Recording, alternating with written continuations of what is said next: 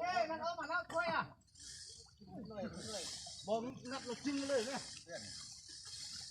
นัดเราจิ้มเลยมันทักยืนขึ้นดอก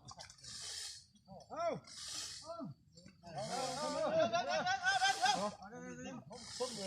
นต้นแหวนเลยขึ้นแล้วเขาต้องติ้งตาขึ้นเลย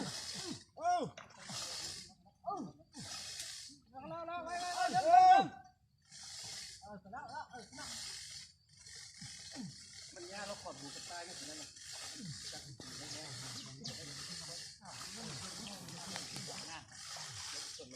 งานแทนมันขึ้นมาหรอวะ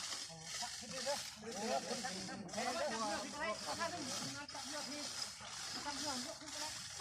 เชือกไม่น่าโม่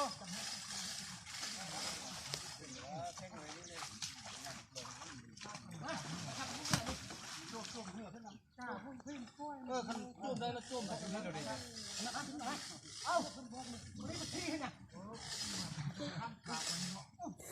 อ้ยเอ้า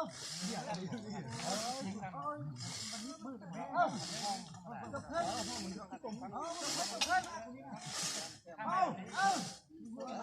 เอาคนเล็ก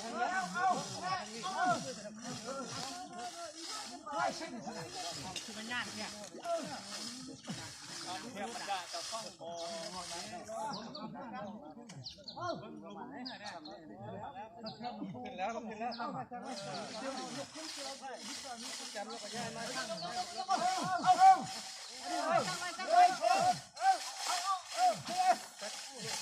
้นแล้วก็ได้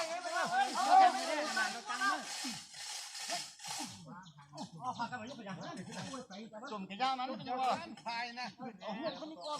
ตัวขึ้นไปอ่ะ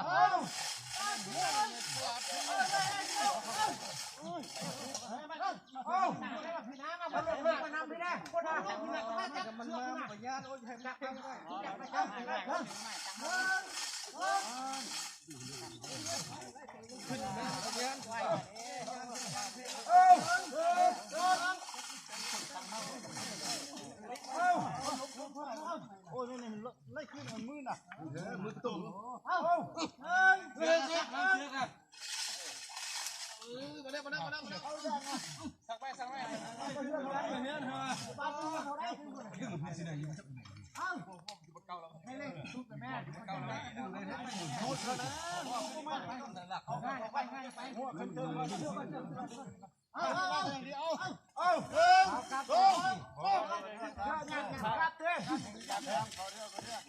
อา